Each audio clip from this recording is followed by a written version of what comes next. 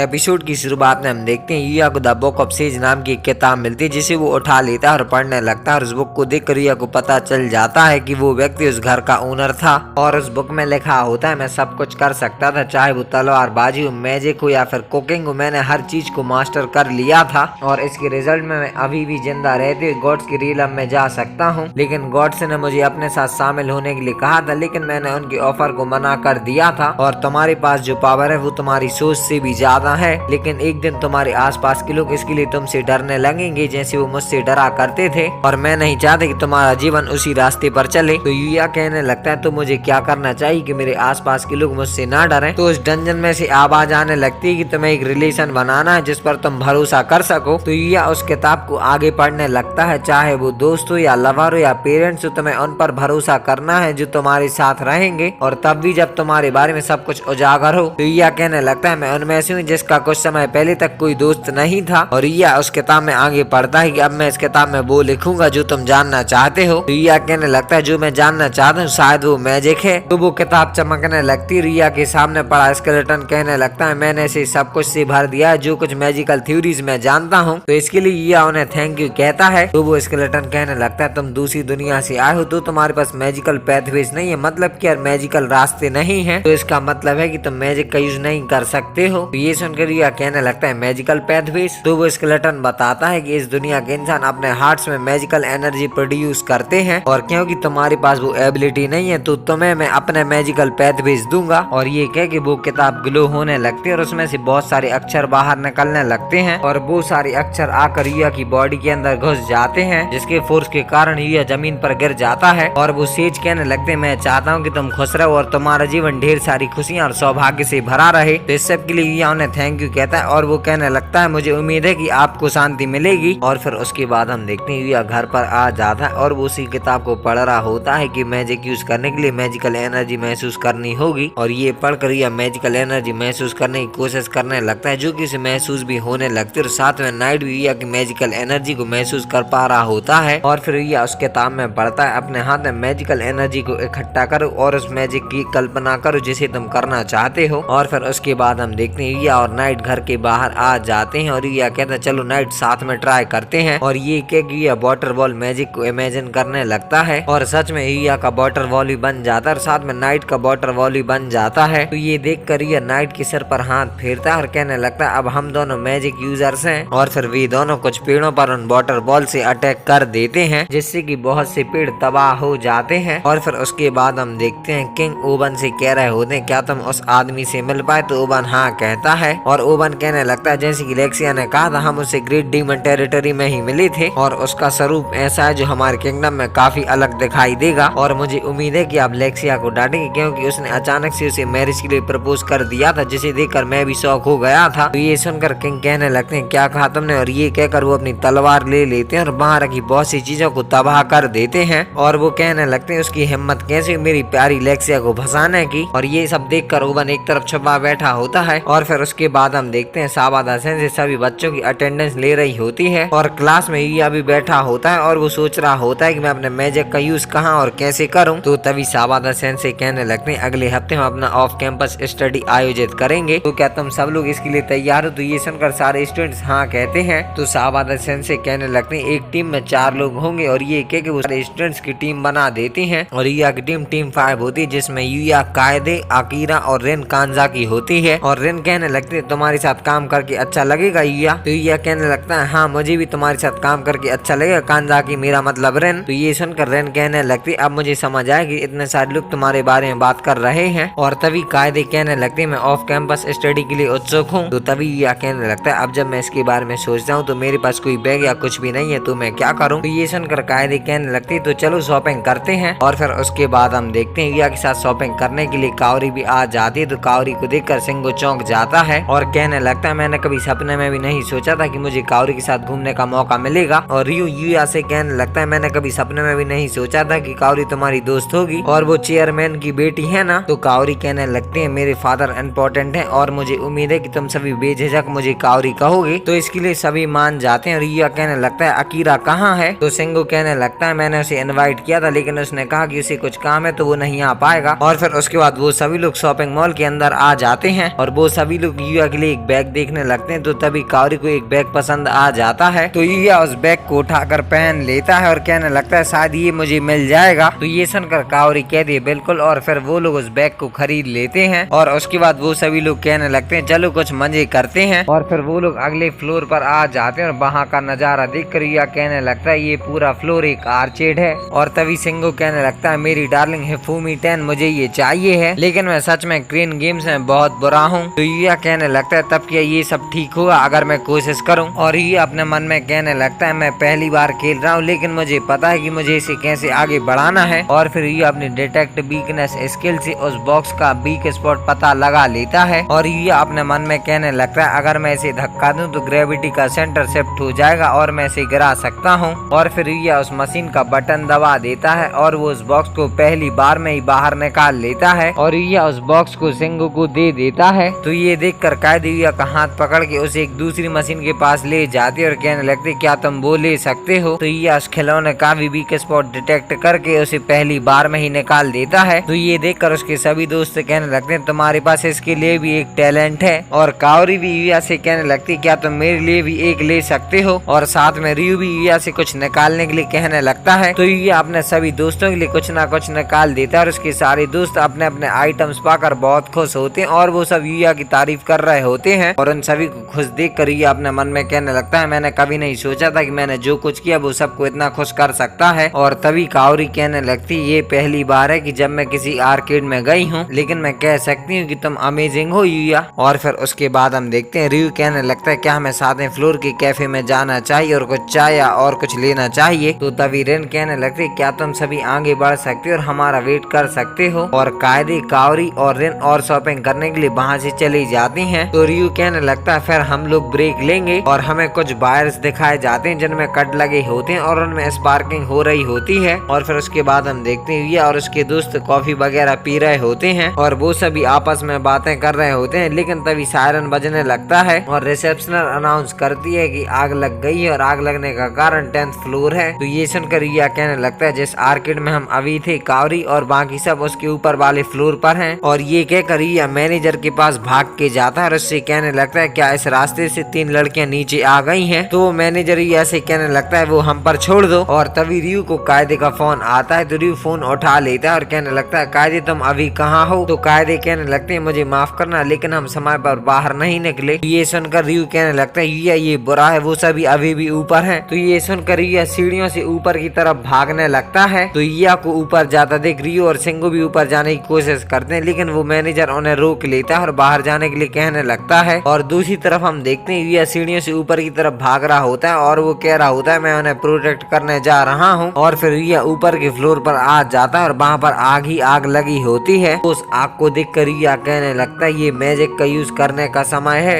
और ये कहकर युया मैजिक यूज करता है और वो अपनी पूरी बॉडी के ऊपर वाटर और एयर की एक लेयर चढ़ा लेता है और फिर युया बहुत तेजी से आगे की तरफ भागने लगता है। और फिर हम देखते हैं कायदे और रेन बेहोश पड़ी होती है और वहाँ पर कावरी भी होती है और कावरी के सामने युया सभी को आवाज लगाते हुए आ रहा होता है और युया कावरी को आवाज लगाता है। तो युया की आवाज सुनकर कावरी आंखें खोलकर उसे देखने लगती है, लेकिन फिर वो बेहोश हो जाती है और वो जमीन पर गिरने लगती है, लेकिन युया आकर उसे पकड़ लेता है। और कायदे और रेन को देखकर युया कहने लगता है क्या यहाँ और कोई है। और ये कहकर युया उस बिल्डिंग को चेक करने लगता है और उसे पता चलता है कि बिल्डिंग को लोगों से खाली कर दिया गया है। तो युया कायदे रेन और कावरी को उठा लेता है और कहने लगता है हमें भी जल्दी करनी होगी। और युया कहने लगता है क्या मेरा मैजिक चलेगा और क्या मैं 3 लोगों को ले जाते इसे पार कर सकता हूँ। और हम देखते हैं कि बिल्डिंग के बाहर रियू और सिंगो उन सभी की चिंता कर रहे होते हैं और यहाँ पर युया उन तीनों को लेके भागने लगता है, लेकिन तभी कावरी का बैग जमीन पर गिर जाता है। तो युया उसे पीछे मुड़ के देखने लगता है और साथ में वो बिल्डिंग ऊपर से टूटने लगती है। तो ये देख कर युया अपनी पावर यूज करने लगता है और युया अपनी पावर से उन सारे फ्लोर्स को तोड़ते हुए नीचे आ जाता है और युया की पावर से वो बिल्डिंग भी काफी हद तक टूट जाती है। तो उस बिल्डिंग को टूटता देख कर रियू और सिंगो डर जाते हैं और वो दोनों युया को आवाज लगाने लगते हैं। तो युया उनसे कहने लगता है हम सब ठीक हैं और रियू से कहने लगता है पागलों वाली चीजें करना बंद करो, हमें तुम्हारी चिंता हो रही थी। तो युया कहता है सॉरी तुम ठीक कह रहे हो, वो थोड़ा पागल हो सकता था। और फिर उसके बाद युया बताता है सारे फायर फाइटर्स उस पर गुस्सा हो गए थे और कावरी के फादर ने अपनी बेटी की जान बचाने के लिए मुझे धन्यवाद दिया, लेकिन इससे चीजें अजीब हो गई और इस बात पर ग्लास ओवर करना काफी कठिन था कि मैंने सभी सभी को कैसे बचाया। और फिर रिया कावरी को उसका बैच वापस दे देता है तो कावरी उस बैच को ले लेती है और अपनी फादर की तरफ देखने लगती है तो उसके फादर उसे गले लगा लेते हैं। और फिर उसके बाद हम देखते हैं रिया घर की तरफ आ रहा होता है और वो सोच रहा होता है कि इस तरह फैमिली एक्ट करती है, लेकिन मेरे पास ऐसा कोई नहीं है। और फिर रिया जैसे ही अपने घर का गेट खोलता है तो तुरंत नाइट उसके पास आकर उससे चिपक जाता है। तो रिया कहने लगता है नाइट तुम मेरा इंतजार कर रहे थे तो इसके लिए थैंक यू। और रिया नाइट से कहने लगता है चलो डिनर करें और हम आज रात दावत कर रहे हैं। और फिर उसके बाद हम देखते हैं एक लड़की एक खरगोश के ऊपर स्पिरिचुअल स्वॉर्ड से अटैक कर रही होती है जिसे वो खरगोश डॉज कर रहा होता है। और वो खरगोश उस लड़की से कहने लगता है कौन हो तुम और तुम मुझ पर अटैक क्यों कर रही हो। तो उस लड़की के अंदर से इविल ऑरा निकलने लगता है। तो वो खरगोश कहने लगता है जिस टेक्निक्स का यूज तुम मुझ पर अटैक करने के लिए कर रही हो वो उस डिवाइन आर्चर की है। तो वो लड़की कहने लगती है मैं इन्विटेशन देने आई हूँ और मैं इस दुनिया में सब कुछ डिस्ट्रॉय कर दूंगी और इस दुनिया को बचाया नहीं जा सकता क्योंकि रक्षा करने की लायक नहीं है, इसीलिए तुम भी हाथ बटाओ इस दुनिया को डिस्ट्रॉय करने में। और ये कह के वो लड़की वहाँ से चली जाती है। तो वो खरगोश कहने लगता है एक लड़की जिसके पास डिवाइन आर्चर की पावर है और वो इस दुनिया को तबाह करने की कोशिश कर रही है, मुझे उसे रोकना चाहिए चाहे जो भी हो। और ये एपिसोड यहीं पर खत्म हो जाता है। आई होप आप सभी को वीडियो पसंद आई होगी। तो मैं मिलता हूँ किसी अगले एपिसोड के साथ बहुत जल्द, तब तक के लिए बाय बाय।